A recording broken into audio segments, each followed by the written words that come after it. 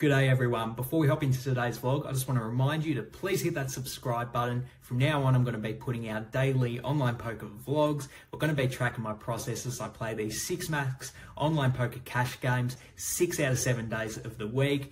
Make sure you hit subscribe so you get the vlogs as they come out. But for now, onto the vlog.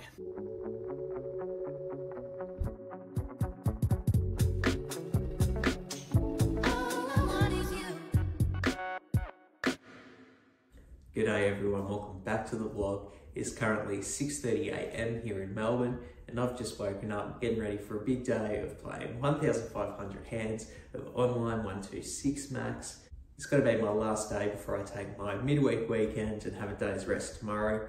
So hopefully with the knowledge that I'm going to get to rest up a bit tomorrow, I can push myself a bit harder today and try and get back to that A grade level of play, which we haven't had for a few days now. So pretty keen to hop back on the train and start playing some A grade poker. But before we do that, I'm going to need to get a feed in. So let's go eat.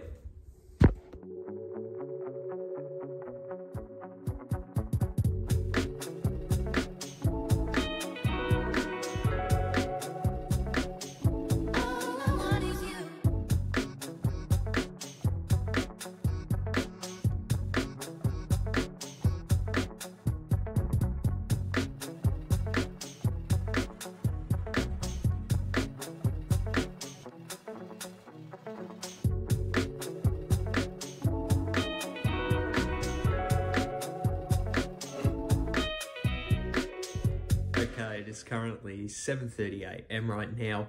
Grabbed in a full feed, mixed it up and had kale instead of spinach today, which I think was a massive fish move because that kale is actually disgusting. I've had kale at like restaurants and cafes before and stuff, and it actually comes out really nice, but I don't know what I'm doing wrong because that was disgusting, but still got it all down. Needed the energy to go play these 1,500 hands today. Gotta make sure I get that A grade level play by 1, using efficient self-talk, and then 2, making logical adjustments to my opponent's strategies to make sure I capitalize on an edge. Really want to go into it with a competitive mindset today. That was lacking in yesterday's session and the session before, where I sort of just went through the motions and wasn't really present, just sort of playing a simple ABC strategy. I'd rather dial in focus and make good exploits, so I'm really going to be conscientious of it today and make sure I do that. Also, only going to play 5 tables, of course. That's a good number for me. Let's stick to it. Without any further ado, let's get in the hands.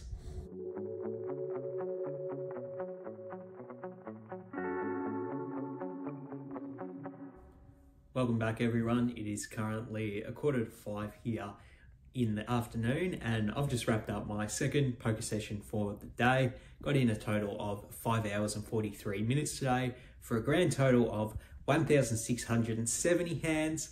And I know what you're thinking, that's a really large number in such a short period of time, but I did not play 6 tables, I promise you. I only stuck to 5 throughout the entire day. I guess the tables were just moving a bit faster today. Maybe I was shorthanding a bit in a few spots, but I promise I didn't play 6 tables, stuck exclusively to 5. And I guess it's fortunate that I did do that because I did book a win today of 136. So I definitely take that small little win today. In terms of my gameplay grade from today's session, I'm going to give myself an A. I'm really happy with how I played throughout the course of today's session. I think I keyed in, focused, and made logical adjustments to my opponent's strategies. But there's something a bit more that I really like about today's session. I noticed something that I think is actually a pretty significant leak in my game, and that is I think I'm c-betting too much, particularly c-bet bluffing too much.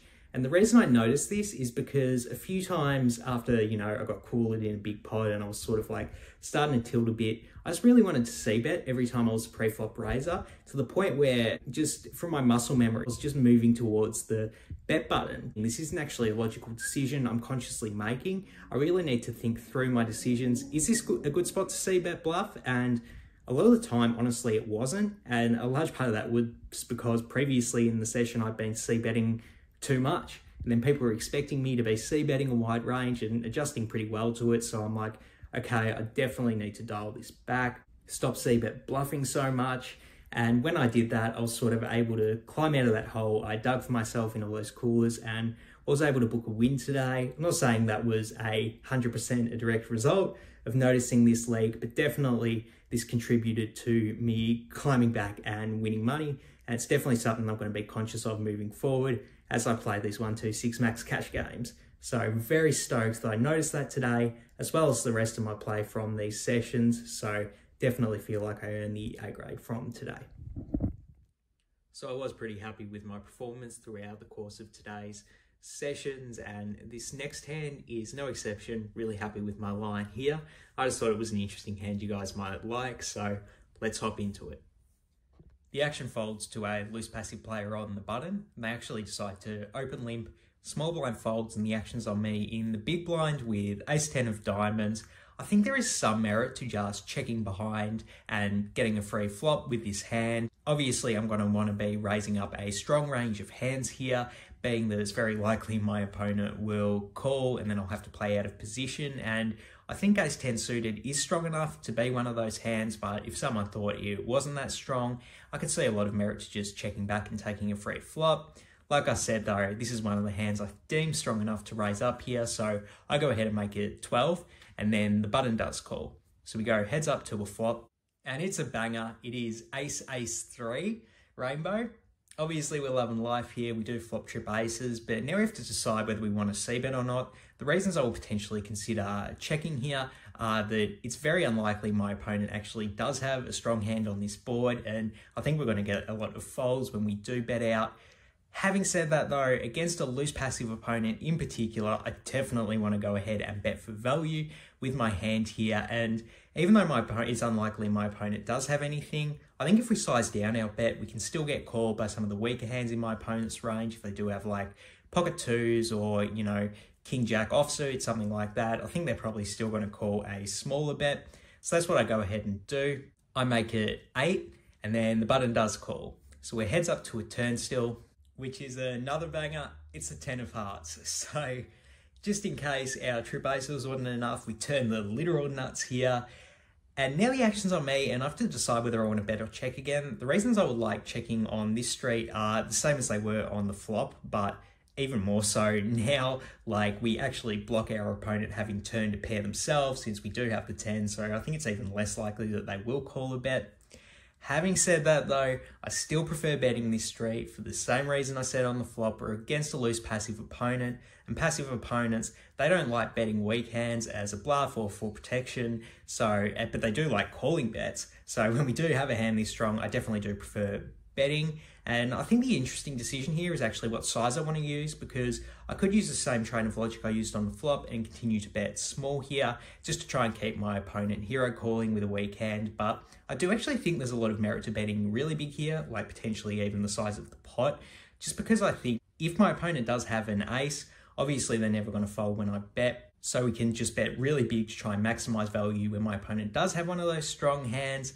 And even if they do want a hero call with like pocket 7s, pocket 6s, I think they're going to call on this straight, but they might fold the river. So I really want to just inflate the pot now whilst we're still going to get calls. So I really think my options are bet small or bet big. And this is where I probably make the biggest mistake I do in the hand. I decide to bet 38, which it is pretty big, but I think I really could have gone bigger to maximize value or smaller to keep my opponent in. So I sort of chose like a middle ground option, which I think is a bit inefficient. So that's the biggest mistake I make in this hand, in my opinion.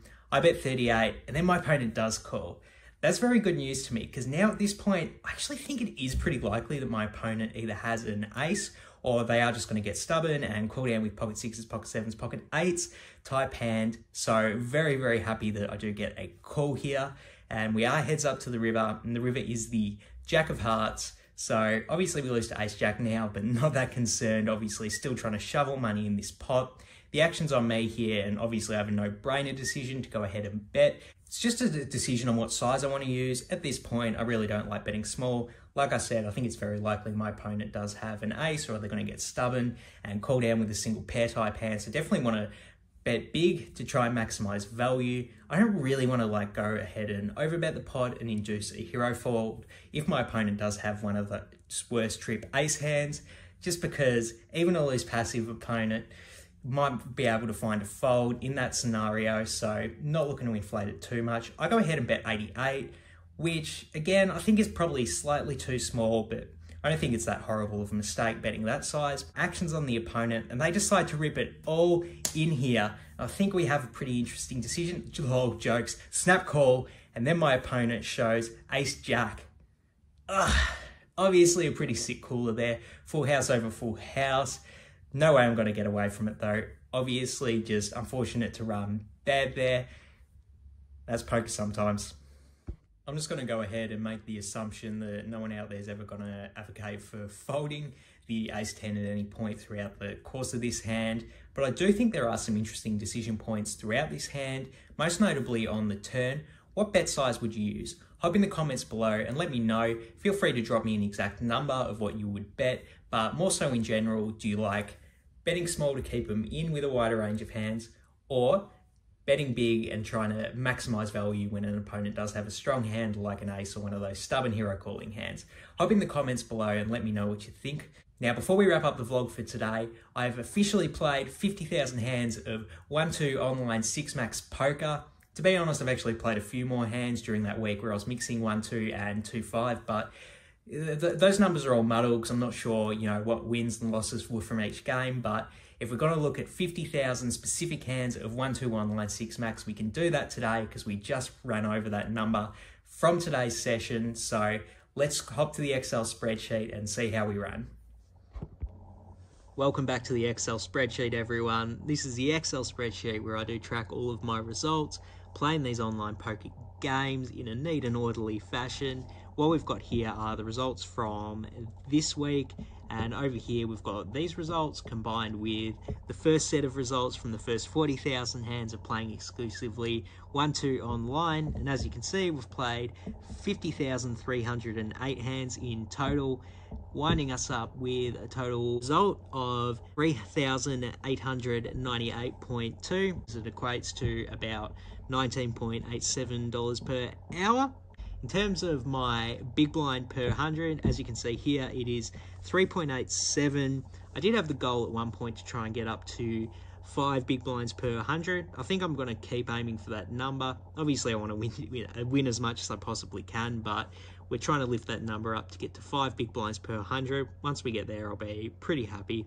One interesting thing I do want to make note of throughout this week is that the biggest wins I've had this week were actually the same days where I played my best game in terms of gameplay grade. As you can see here, A+, B+, and A were my wins for the week, and then my B game was where I lost the most. And I really don't think this is a coincidence, and I've actually formulated a new strategy which is hopefully going to enable me to play more when I am on my A game and less when I'm on my B game. So hopefully I don't bleed off as much moving forward. More on what that strategy is now. So there you have it, the first 50,000 hands of 1-2 online 6-max. In terms of that new strategy I want to use that hopefully is going to enable me to play more A-grade level play, I want to stop playing 1,500 hands every single day. And I don't necessarily mean that in the literal sense, but I mean I just want to get rid of the rule that says my goal is to hit 1,500 hands every day. And I think it's actually costing me a lot of money just having this rule. And here's the reason why. It's forcing me to sit and play poker when I'm not on my A game, when I am tired, when I'm hungry, when I'm just in a bad mood for whatever reason. And I'm just sitting there trying to hit this, nebulous number. And I think I'm bleeding off money as a result of just sitting there when I'm not feeling my best. I would rather put in a system that allows me to play more when I am on my A game, when I am focused, well fed, well rested, and less when I'm feeling bad. And my strategy for it is, instead of aiming for 1,500 hands every single day, I'm going to aim for 9,000 hands every single week. And then hopefully, if I'm feeling well, I'll be able to play a lot more than 1,500. And if I'm feeling bad, it doesn't matter if I play less because I'm allowed to make up for it later in the week. So this is going to be the new plan going forward when I come back and vlog for you guys in 2 days' time. For me, I'm wrapping up for the week. It's my midday weekend tomorrow. Gonna take it off and go hiking with Elizabeth again. Then I'll be back to the poker in 2 days, aiming to get $9,000 in the entire week. So if you have any thoughts on the new goals for this vlog moving forward, hop in the comments below. Always curious to hear your feedback. And if you haven't already, hit that like button and then hit that subscribe button. It helps the channel out so much. I'm out of here. Peace.